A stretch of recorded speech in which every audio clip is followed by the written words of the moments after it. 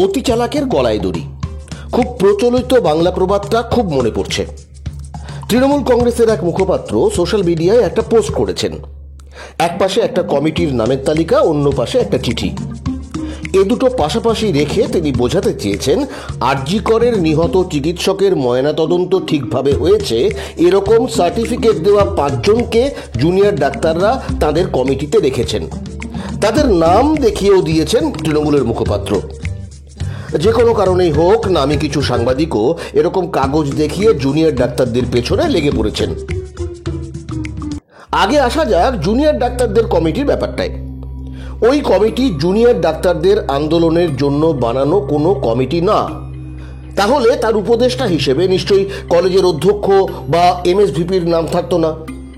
ওই কমিটি বানিয়েছে আরজি কর হাসপাতাল কর্তৃপক্ষ। কর্তৃপক্ষ কাকে কেন কমিটিতে স্থান দিয়েছেন সে উত্তর কর্তৃপক্ষই দিতে পারবেন। কিন্তু তৃণমূলের উচ্চশিক্ষিত দামি চাকরি ছেড়ে মানুষের সেবা করতে আসা মুখপাত্র সব জেনেও প্রশ্ন করছেন জুনিয়র ডাক্তারদের। জেনে শুনে জল ঘোলা করার চেষ্টা করছেন কেন? ঘোলা জলে কিছু আড়ালের ধান্দা? এবার আসা যাক ময়না তদন্ত সংক্রান্ত চিঠির কথায়। ময়না তদন্ত 3 জন সিনিয়র ডাক্তার করেছেন, তাদের কাজের সার্টিফিকেট দিচ্ছেন জুনিয়র ডাক্তাররা। কেন এরকম সার্টিফিকেট জোগাড় করাটা জরুরি হয়ে গেল? তাহলে কি আগেই জানা ছিল যে ময়না তদন্ত নিয়ে প্রশ্ন উঠবে?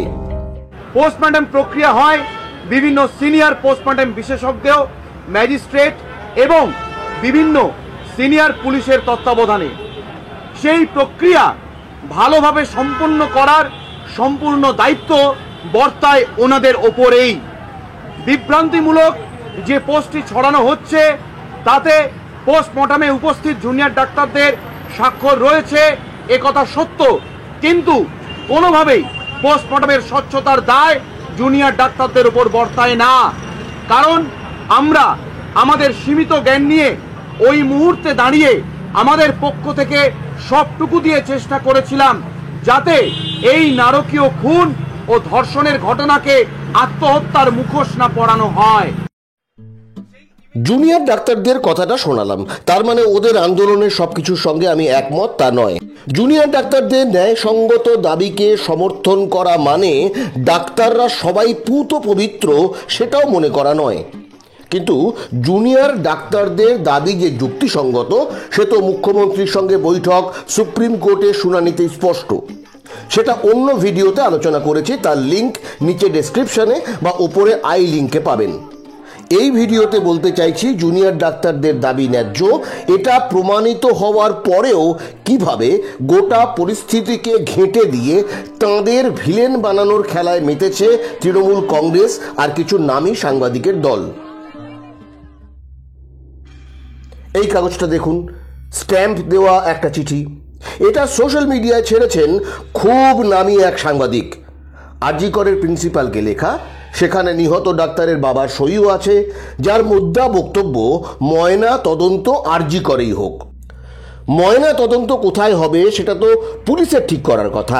তাহলে এই আবেদনের কারণ কি? তাহলে কি তখনই জানা ছিল আরজি করে ময়না তদন্ত হলে তা নিয়ে প্রশ্ন উঠবে, তাই ঢাল তৈরি করে রাখা হয়েছে আগে ভাগে? আর জল ঘোলা করতে এখন কিছু সাংবাদিক সেটা সোশ্যাল মিডিয়ায় ছড়াতে শুরু করলেন। ময়না তদন্ত করা মেডিকেল টিমের প্রধানই কিন্তু বলেছেন দ্রুত কাজ শেষ করার জন্য তার উপর চাপ ছিল। পোস্টমর্টম করার জন্য মেয়ের কাকা পরিচয় একজন ছিল, যে বলেছিল ওই দিনকে পোস্টমর্টম না হলে রক্তগঙ্গা বইয়ে দেবে, ওই দিন পিএম না হলে রক্তগঙ্গা বয়ে যাবে। এক্স কাউন্সিলর বলে একজন কেউ ছিলেন, নাম বলতে পারবো না, আমাকে বলেছিলেন। ওনার রিলেটিভ একজন কেউ, নট ব্লাড রিলেটেড, মেবি বাইরের কেউ। তৃণমূলের মুখপাত্র বা নামী কিছু সাংবাদিকরা কি জানাবেন কেন নিয়ম ভেঙে সন্ধ্যার পর ময়না তদন্ত হলো? ময়না তদন্তের চালান কোথায় গেল? সুপ্রিম কোর্টের প্রধান বিচারপতি জানিয়েছেন নিহত চিকিৎসকের পরনের জিন্স ও অন্তর্বাস ময়না তদন্তে যায়নি। কেন কেন বাবা মাকে না জানিয়েই মরদেহ তড়িঘড়ি বাড়ি নিয়ে যাওয়া হলো? থানায় বসে খবর পেয়ে বাবা মা পৌঁছলেন অনেক পরে। বাবা মায়ের আপত্তি সত্ত্বেও কেন তাড়াহুড়ো করে মৃতদেহ দাহ করে দেওয়া হলো? ফের ময়না তদন্ত এড়াতেই কি? মানে পুলিশের যতক্ষণ পর্যন্ত না বডি দাহ হয়েছে ততক্ষণ পর্যন্ত 300-400 পুলিশ একেবারে ঘিরে রেখেছিল আমাদেরকে। যেই মুহূর্তে আমাদের মেয়ের বডি দাহ হয়ে গেল আর একটা পুলিশ কি করে পরিবার আসবে, কি করে কে আসবে, কারুর কোনো দরকার পড়েনি, কারুর কোনো জানার দরকার নেই। সেই মানুষগুলো যদি শ্মশানেও থেকে যেত তাহলে হয়তো থেকে যেত। এতটা সক্রিয় ছিল পুলিশ বডি নিয়ে যাওয়া পর্যন্ত। যখন দাহ হয়ে গেল তখন পুলিশ নিষ্ক্রিয় হয়ে গেল। ঘরে ঢুকে পুলিশ টাকা অফার করছে বাবা মাকে, যেখানে আমরা আমাদের মেয়ের বডি নিয়ে বসে রয়েছি ঘরে, পরিবারের প্রত্যেকটা লোক চোখের জলে তাকাতে পারছে না, তখন পুলিশ গিয়ে টাকা অফার করছে আমাদেরকে। এটা পুলিশের মানবিক মুখ। তৃণমূলের মুখপাত্র বা নামী কিছু সাংবাদিক সোশ্যাল মিডিয়ায় নানা কাগজ ছড়াচ্ছেন। এই কাগজটাও ছড়িয়েছেন। 12ই অগস্ট তারিখে চেস্ট মেডিসিন বিভাগ, যে বিভাগে যুক্ত ছিলেন নিহত চিকিৎসক, সেখানকার বিভাগীয় প্রধান, কয়েকজন জুনিয়র ডাক্তার, নার্সিং স্টাফ, পূর্ত দফতরের ইঞ্জিনিয়ারের সই করা কাগজে চেস্ট মেডিসিন বিভাগে কিছু ভাঙাভাঙি রদবদলের কথা বলা হয়েছে। তার প্রথমেই স্লিপ স্টাডি রুম, যেখানে নিহত চিকিৎসকের মরদেহ পাওয়া গিয়েছিল, সেখানে ভাঙাভাঙির কথা লেখা। এটা দেখিয়ে বেশ কিছু নামী সাংবাদিক সোশ্যাল মিডিয়া পোস্টে লিখেছেন, আরে ওই জায়গা ভাঙার কথা তো জুনিয়র ডাক্তার নার্সরাই বলেছেন, সে কাজ শুরু হতেই আপত্তি তোলা হলো কেন? কেনই বা ক্রাইম সিন নষ্টের কথা বলা হচ্ছে? যদি তাই হয় তাহলে তো চিঠিতে সই করা জুনিয়র ডাক্তার নার্সদেরও সন্দেহের বাইরে রাখা উচিত নয়। ওই জুনিয়র ডাক্তার এবং নার্সদের কি হবে সে প্রশ্নের জবাব তো সিবিআই দিতে পারবে। নামী সাংবাদিকরা সোশ্যাল মিডিয়ায় কান্নাকাটি না করে সিবিআইকে চিঠি দিয়ে সেটা সোশ্যাল মিডিয়ায় পোস্ট করুন না। তৃণমূলের মুখপাত্র এবং ওই নামী সাংবাদিকরা যা চেপে যাচ্ছেন সেটাই বলবো, শুনলে চমকে যেতে পারেন। তার আগে অনুরোধ, আমার চ্যানেল সাবস্ক্রাইব করে বেল আইকন পুশ করুন। ধরুন আপনার বাড়িতে অত্যন্ত প্রিয়জন কেউ মারা গেছেন, আপনি কি পরের দিনই মিস্ত্রি ডেকে বাড়ি রিপেয়ারিং বা কনস্ট্রাকশনের প্ল্যান করতে বসবেন? আপনি মানুষ হলে সেটা করতে পারবেন না। কিন্তু আরজি করে সেটাই হয়েছে। আর সে কাজ যারা করেছে তাদেরই আড়াল করতে নেমেছেন এইসব মুখপাত্র ও সাংবাদিকরা। ওরা কেউ এই কাগজটা ছড়াননি। এটা পূর্ত দফতরের এক্সিকিউটিভ ইঞ্জিনিয়ারকে লেখা আরজি করের সে সময়ের অধ্যক্ষ সন্দীপ ঘোষের চিঠি, যেখানে লেখা আছে 9ই অগস্ট আরজি করে নৃশংস ঘটনার ঠিক পরের দিন স্বাস্থ্য সচিব, স্বাস্থ্য শিক্ষা অধিকর্তা এবং সন্দীপ ঘোষ প্ল্যাটিনাম জুবিলি ভবনে মিটিংয়ে বসেন। কেন? এই মিটিংয়ের মুখরাও আগে সেরে রাখা হয়েছিল। 10ই অগস্টই রেসপিরেটরি মেডিসিন অর্থাৎ চেস্ট মেডিসিন বিভাগের 18 জন জুনিয়র ডাক্তারদের দিয়ে অন ডিউটি ডাক্তারদের বিশ্রাম কক্ষ বানানোর একটা আবেদন করানো হয়। তারপরেই মিটিং করতে বসে পড়েন তিনমূর্তি। প্রশ্ন হলো, এরকম সংস্কারের দাবি তো বহু বছর ধরে করছেন ডাক্তার, জুনিয়র ডাক্তার, নার্সরা। এত বছর কানেই তোলা হয়নি। কিন্তু ওই মর্মান্তিক ঘটনার পরের দিনটাকেই হাসপাতাল সংস্কার নিয়ে আলোচনার জন্য মোক্ষম দিন বলে বাছা হলো। কেন? কিসের এত তাড়া? তাড়া কতটা দেখুন। 10ই অগস্ট কয়েকজন জুনিয়র ডাক্তারকে দিয়ে চিঠি লেখানো হলো।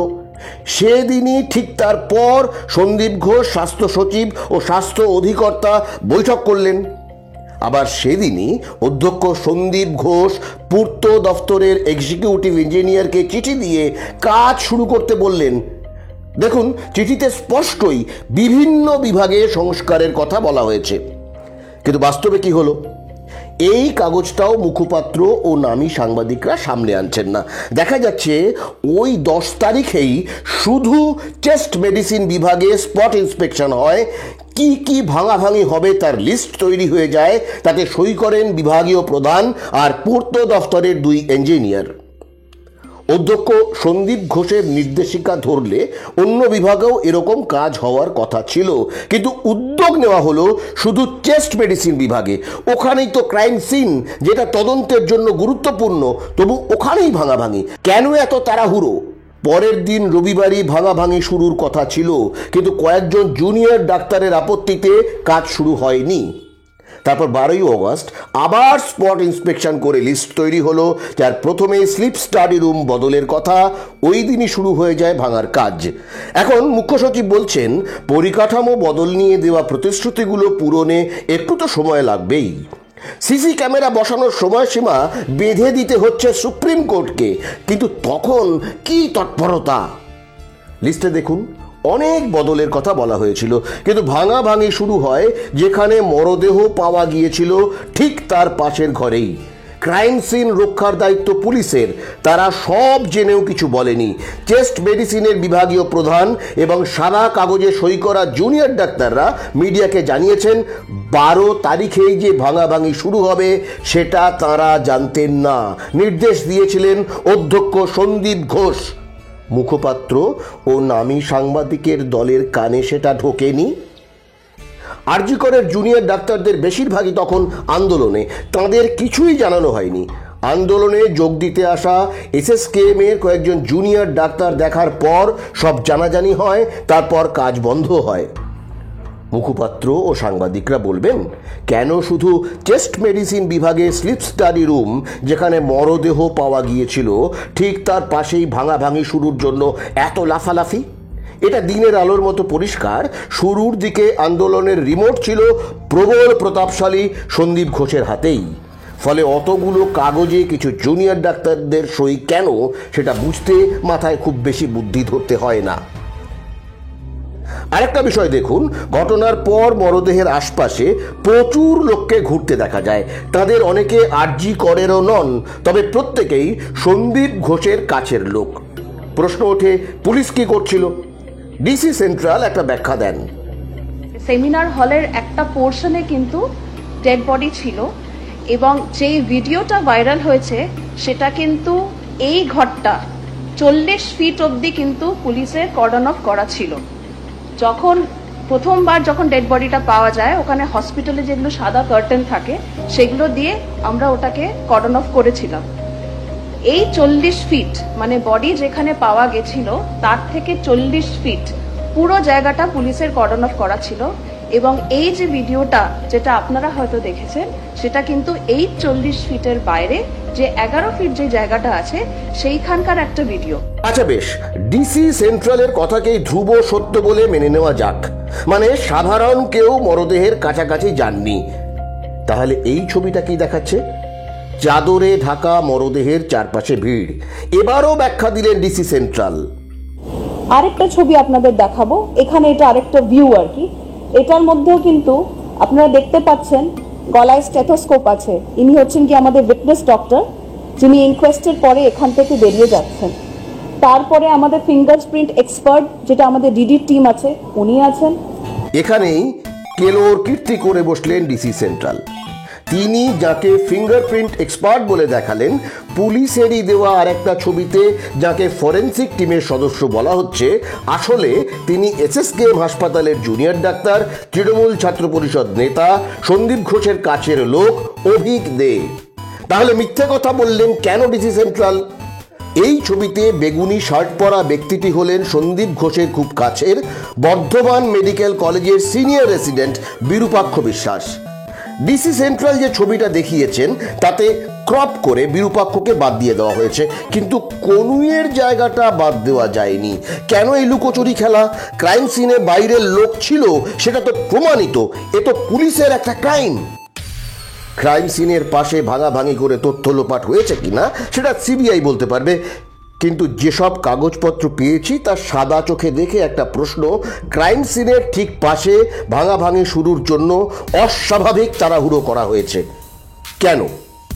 কেনই বা 14ই আগস্ট মাঝরাতে যারা আরজি করে হামলা চালায় তারা সেমিনার রুমে যেতে চেয়েছিল? ক্রাইম সিনে অভিক বিরূপাক্ষর উপস্থিতি ঢাকার জন্য মান সম্মান বিসর্জন কেন দিল কলকাতা পুলিশ? সেটা নিশ্চয়ই সবজান্তা মুখপাত্র ও কিছু নামি দামি সাংবাদিক বলতে পারবেন। বলবেন কি? অপেক্ষায় থাকলাম।